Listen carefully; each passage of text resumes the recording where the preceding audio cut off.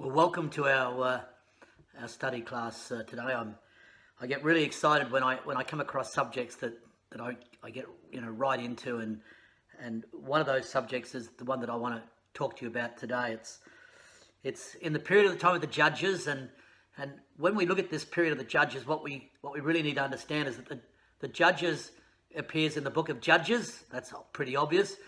But also the book of Ruth is written during the time of the judges, and also the early part of the book of Samuel is written during the time of the judges. So often what happens is, because we have the Bible books placed in the chronological order the way they sometimes separate the stories the way that they actually appear in real life. So they don't just happen in order necessarily, that one story happens now and then that one finishes and then the next one starts and that finishes and then the next one starts. In many cases, and particularly in books like the book of Judges, many of the stories overlap, and in some cases you have two or three stories all happening at the same time. And so obviously when they're recorded, they're put down into the chronological order, but because of the breaks, we sometimes miss the connections. And that's the case with the subject that I want to look at today, because I want to look at the subject of two women, two very special women that are recorded for us in the Bible. And what we find is that when it comes to this period of time, it's an incredible time in Scripture, because the children of Israel entered the promised land through Joshua, which is the book right before the Judges. And so, having waited 40 years to go into the promised land, finally under Joshua, the children of Israel go into the land, and they conquer the land. And we know those famous stories, the story of Jericho and all the other stories that are associated with it. I love the southern campaign where they go from Upper Bethhoron down to Lower Bethhoron. I love the fact the sun stands still.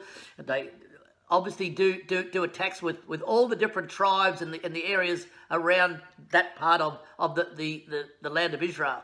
But it's when we come to the Judges, what we find is that just as quickly as they got all excited and inspired by entering into the promised land, they didn't complete the work. They didn't finish the work. And what happened was that the Canaanites and the Philistines continued to survive in the land, even though they won the initial victories. They didn't drive them out of the land like they'd been told to. And so the story of the Judges is really the response of those nations fighting back against Israel, fighting back against the various tribes, and sometimes even forcing the Israelites out of the land that they'd conquered, so that they had to live in the outskirts and in the hills and the valleys, and while the Philistines took control, and the Canaanites and the Amorites and all that took control. And so that's the period of time that we're looking at.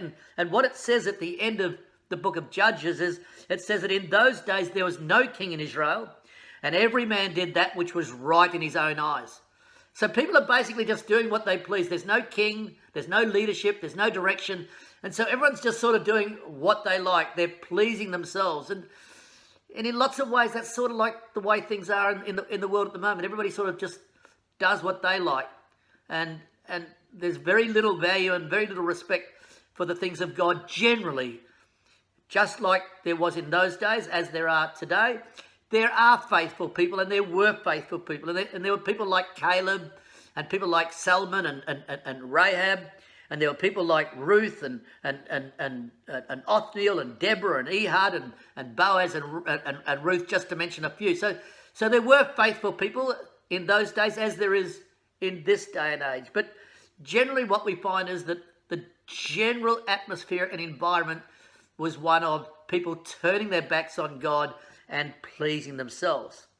And what we find is that scattered throughout these stories is these occasional faithful people. And take, for example, the story of Hannah. That's one of the women that I just want to look at briefly. We know the story of Hannah well. We're not going to go into too much detail about it. We know her pain. We know her suffering. We know her humiliation about being childless, and how Peninnah, was basically having lots of children to the husband Elkanah, and of course poor Hannah, who was loved by Elkanah, but just couldn't have any children because she was barren. And so we learn about that story of Hannah in 1 Samuel chapter 1, and in particular verses 4 to 18. And we know the story how that they were having dinner, and she just got so upset that eventually she went up to the temple to pray. And no doubt this is not the first time that Hannah has prayed about this issue, but it would appear over an accumulation of times that this is built up, this is built up, and this is built up. Because we see in the record that it says about Peninnah in verse 2, and it says that Elkanah had 2 wives.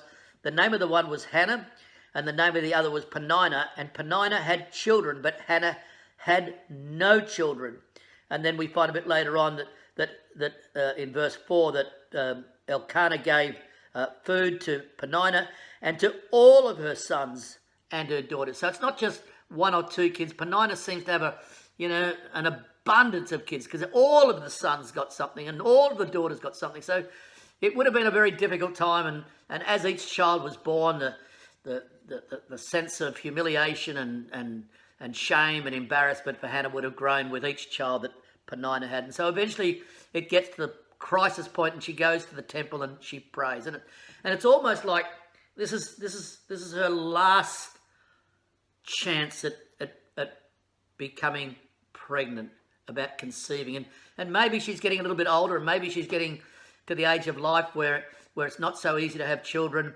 And so maybe she felt that this was her last opportunity, this visit to the temple in Shiloh. And so she prays to God. And of course, Eli sees her praying, but doesn't hear any voice, and he's not really sure what's going on. And eventually he goes up to her and she speaks with him, and he speaks with her. And when he understands the story, he blesses her. And what we're told in this story is that she tells Eli that she's made a vow to God. And her vow to God was that if you give me a man-child, if you give me a son, I will give him to you. The word says lend, but basically it says, I will give him to you, and he will work and serve you, O Lord God, all the days of his life. And so that was the vow that she offered, and Eli commended her for that and blessed her and told her to go in peace. And she went in peace. Now she was happy. Now she was able to eat again. And it says that she was no longer sad. So it's almost like now she's at peace, that she's handed everything over to God, and it will be God's will. And it's a great lesson for us when we think about our lives, because how often do we struggle with things that are not going well in our life, with our struggles, whatever they might be, the circumstances of our life, whether it's to do with poverty or employment or sadness or loneliness, whatever the circumstances of our life might be, we may struggle with it, and it builds and builds and builds and builds. But eventually we've got to come to God and say, listen, God, I can't handle this anxiety. I can't handle this pressure. I can't cope with this anymore. I'm handing it over to you. And finally we offload all of those issues of life and we hand it to God. And there's like this peace that comes over us and go, well, now it will be God's will. And we may not always get the answer to our prayer the way that we would like it, the way that, if we were handing out prayer wishes. But what we do know is that God will answer our prayer, and he'll answer it for our betterment. He'll answer it for us to be able to continue in faith and hope and love. And so that's what Hannah does in this story. And now, having made a vow, she goes back, and of course, what happens is she goes back home with Elkanah, and she conceives. And she falls pregnant, and in the fullness of time, she has a child that she's going to call Samuel.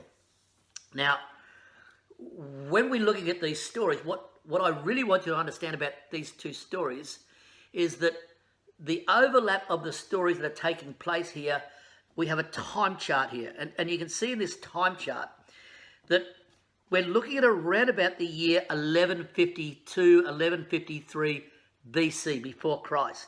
Now, these dates, we can't be really sure about these dates. Most commentators have a variation of these times.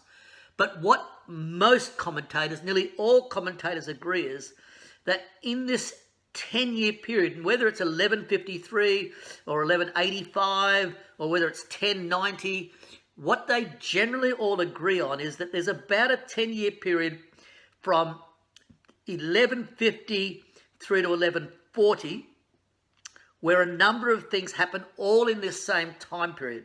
So Hannah prays her vow, and then her prayer is answered with the birth of her child, Samuel. At the same time as Samuel's being born in a different part of the land of Israel, Jephthah is making a vow, and we're going to talk about that in a moment, and he's going to make a vow that incorporates a burnt offering. Then at the same time, just a few years later, Samuel is brought to the temple before Eli, and Hannah is going to offer a burnt offering, and we're going to talk about who's going to raise Samuel.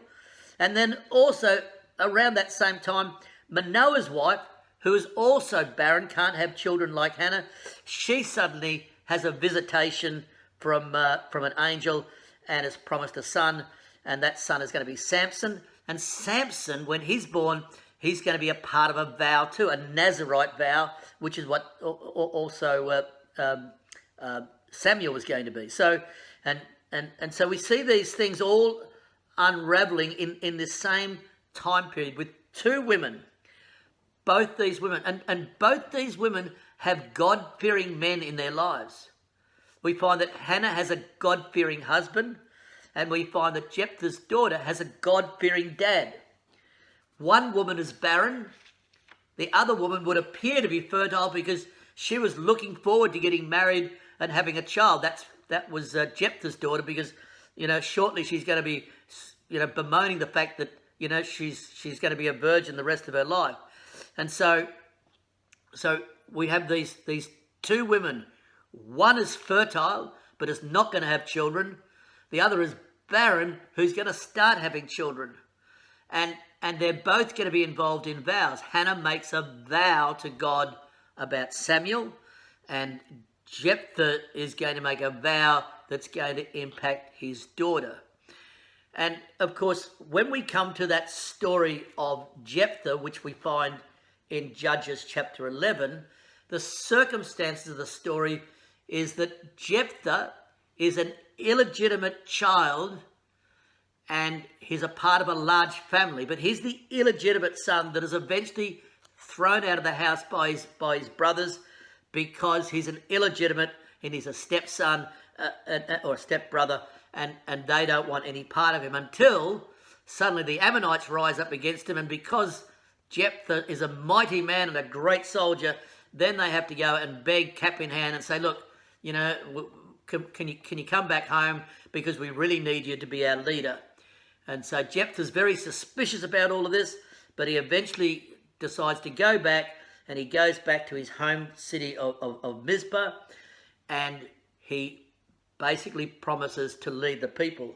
And what happens is, in Judges chapter 11 and in verse 29, we read these words. And when we think about this story, because there's a lot of preconceived ideas about what happens in this story, because there's many that think that Jephthah is going to kill his daughter and offer her as a burnt offering. But I want you to see the build-up to this story. So it starts in verse 29, where we're told that the Spirit of the Lord, that's the Spirit of Yahweh or Jehovah, comes upon Jephthah. So this man is a spiritual man, and God is with him. The Spirit of God is with him. And the Spirit of God impacts him to be able to have this amazing victory. But before he sets off on this amazing victory with the Spirit of God, it says in verse 30 that Jephthah vows a vow unto the Lord, unto Yahweh or Jehovah, and says, if thou shalt without fail deliver the children of Ammon into my hands, then it shall be that whatsoever cometh forth out of the doors of my house to meet me, when I return in peace from the children of Ammon, shall surely be the Lord's. Now, we need to read those words carefully. Whoever comes through the door shall surely be the Lord's, and I will offer it up for a burnt offering. And then we jump down to basically verse 39, and it says, and we'll come back to some of this, but then it says, and it came to pass at the end of 2 months that she returned unto her father, who did with her according to his vow, which he had vowed, and she knew no man. So the presumption by many commentators is he made a vow that he would give the person who came through the doorway to the Lord as a burnt offering, and then a little bit later on, after 2 months, he did that. But we need to read carefully and look closely at what's going on here. First of all, when we talk about whether he offered his daughter as a sacrifice or not, we need to understand and be really clear that there is no provision for any human sacrifice, children's sacrifice, burning offerings of sacrifice relating to children or human beings. There is no provision for that under the law. And if anybody was to make an offering in regards to that sort of matter, it would require the involvement and the consent of the high priest. And that was never going to happen. Now, what was the vow? Well, the vow says that whatever comes forth of the doors of my house to meet me, when I return, I will surely give it to the Lord, or it shall surely be the Lord's. So what's the background of this story? Well, as I said, the background is that originally he lived at home. This is Jephthah. He got thrown out of his home, and we're told in verse 3 and verse 5 of chapter 11 that he went and dwelt in the land of Tob. We're told that twice, and that's to the east of where Mizpah was. So he leaves the area of his home and he goes and lives in Tob. And it says that they came to him in verse 6, and they said unto Jephthah, come and be our captain, and that we might fight the Ammonites. So the possibility is, and the logic is, that he's living in Tob, and if he's living in Tob, he'd be living there with his wife and with his daughter. His wife's never mentioned in the story, but there's obviously been a woman at some point, and because he's a spiritual man, the assumption is that she's either still around unless she's passed away. But certainly the assumption could be well made that Jephthah's daughter is living in Tob. And then off he goes to his war campaign, and he's successful. And it says a bit later on that when he returned, that his daughter, and we'll read these words again, look at it says, and it says that in verse 34, and when Jephthah came unto the house, behold, his daughter came out to meet him with timbrels and with dance. So she's all dressed up and excited to celebrate the victory. And so in all likelihood, she has moved herself from the area of Tob, and she's come home to the house of Mizpah to celebrate her father's victory. His assumption, I would presume, is that there's no chance of his daughter coming through that doorway because she's in Tob. And perhaps that answers the question as to why it was that he was so surprised to see his daughter come through the door. But we also must make this assumption. He says in verse 31 that when I return home, he says, whatsoever comes forth of the doors of my house to meet me, I will offer it to the Lord. So he's expecting something to come through the door of the house. And the assumption has to be that he surely didn't just expect it was going to be a goat or a sheep.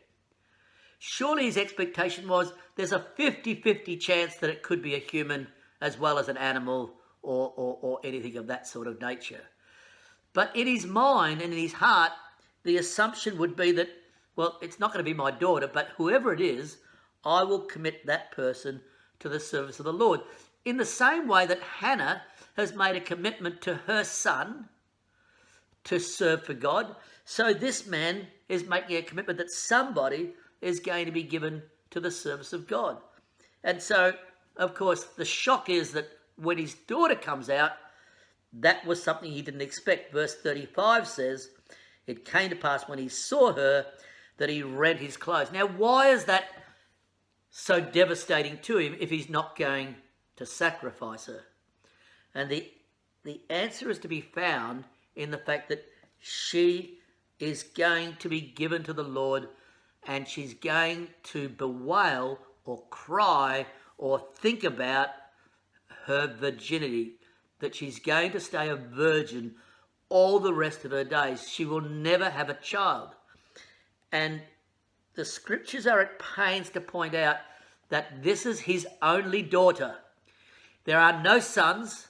This is the end of his family line. And any prospects of him and his family heritage continuing rests with this young girl. And of course, with the vow that he's made that she would serve the Lord, and therefore no longer have any prospects about getting married and no longer have any prospects about having children, his vow brought an end to his family line. That's where his situation is, and the regret for making a vow that he now thinks, what have I done? It was, in my opinion, never a vow that was going to result in her being sacrificed. When we look at Hannah, what did Hannah do? Hannah made a vow. And the vow was that if you bless me with my prayer wish and grant me a male child, I will give him to the Lord. And what did she do? She was granted her prayer request. She was blessed with a man-child. Then she asked for time to wean the child, which would have, we assume, been 2 or 3 or 4 years. So she has that period of time. She takes that time to wean the child, and then she brings young Samuel to Eli and to the temple. But she doesn't just bring Samuel to the temple when she hands Samuel over. She brings a bullock with her. Both Elkanah and Hannah bring a bullock, and they offer a burnt offering. The burnt offering was the consummation of the vow. It wasn't the vow, but it was the consummation of it. When she promised to give Samuel to the Lord, she didn't think, well, I'm going to offer him as a burnt sacrifice. She knew that she was going to give him and he was going to work for God. And he would work for God all the days of his life.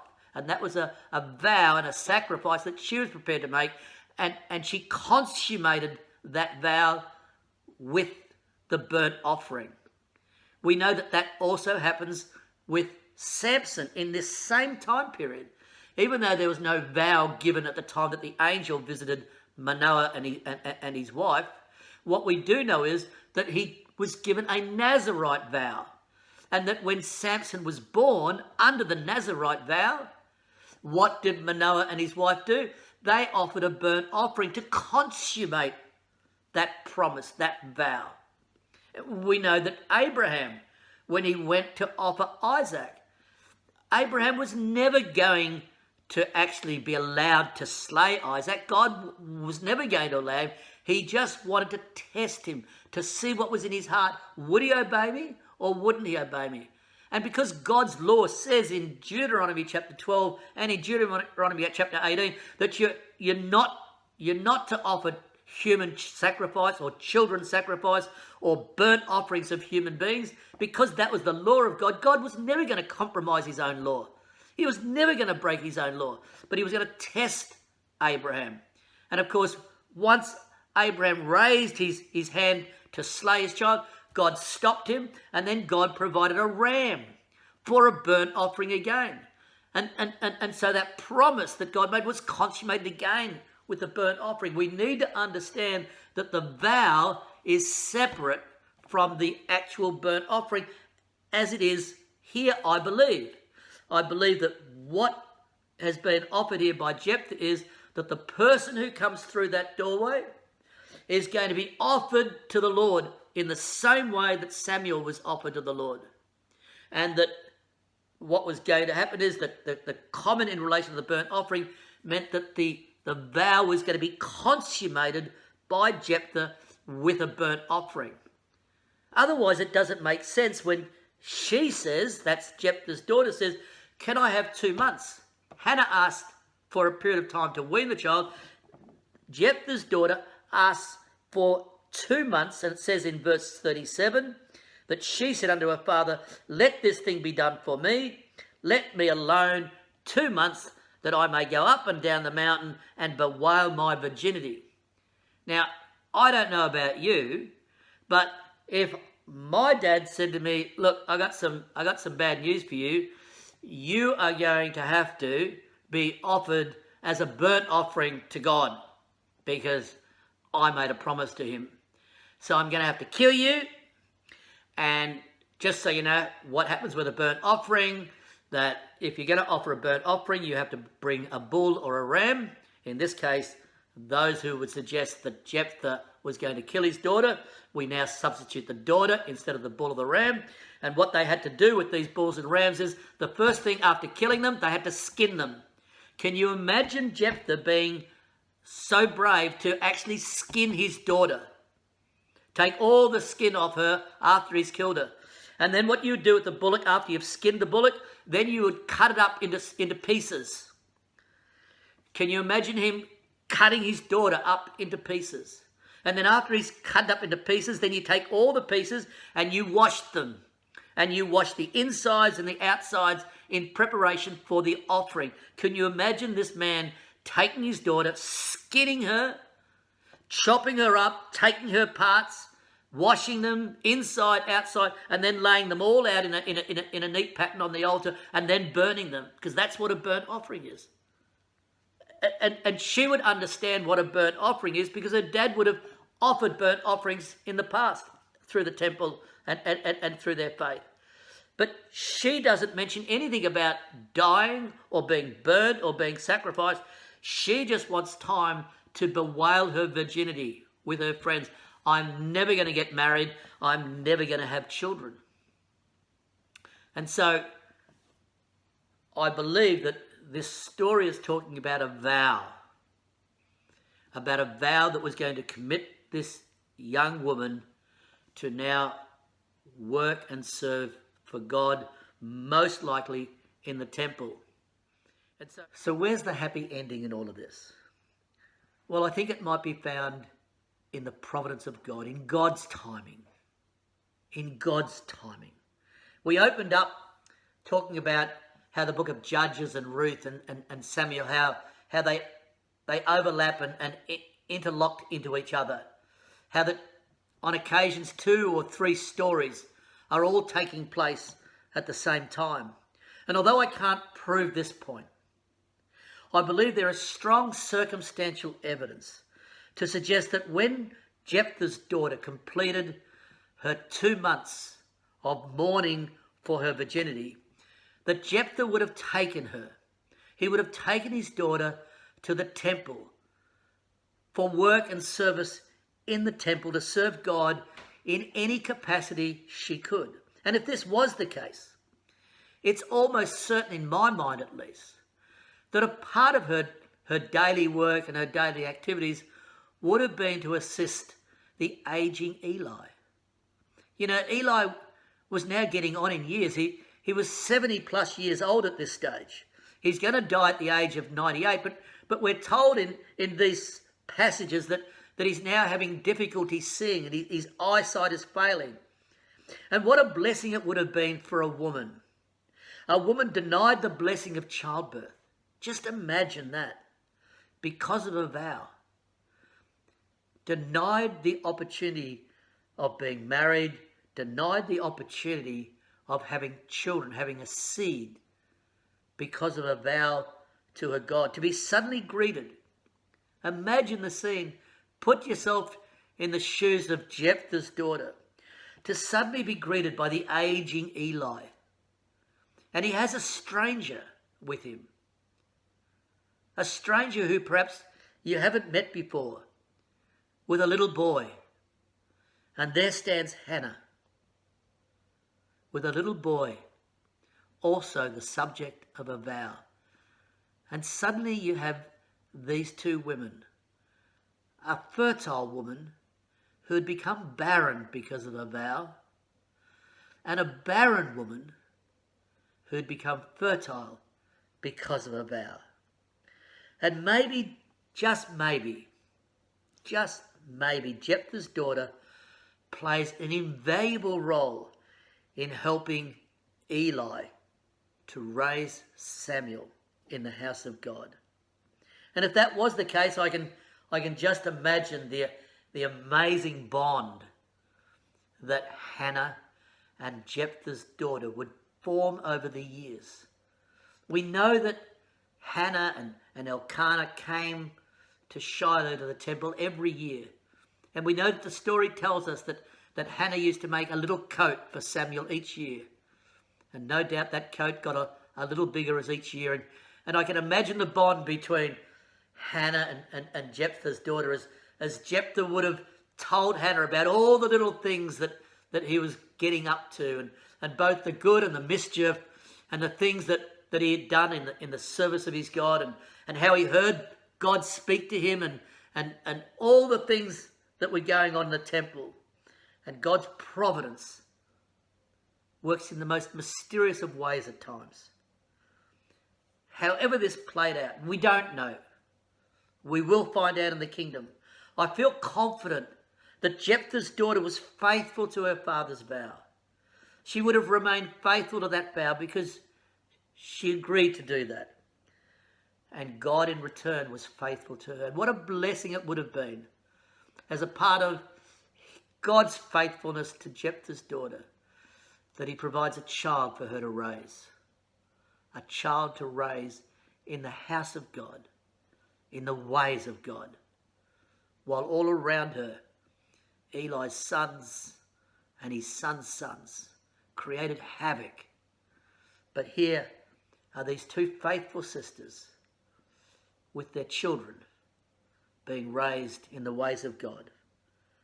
God would have been faithful to her as he is to all of us who put our faith and our trust and our confidence in God. May it be that our Lord Jesus Christ comes soon, and all these mysteries and these events that we're a little uncertain about at times, they might all be revealed to us. And what a marvellous, what a wonderful occasion it would be to think that such an action took place where Hannah and Jephthah raised Samuel in the house of God. And may it be that we get to meet them and talk about those things in the not too distant future. God bless. Amen.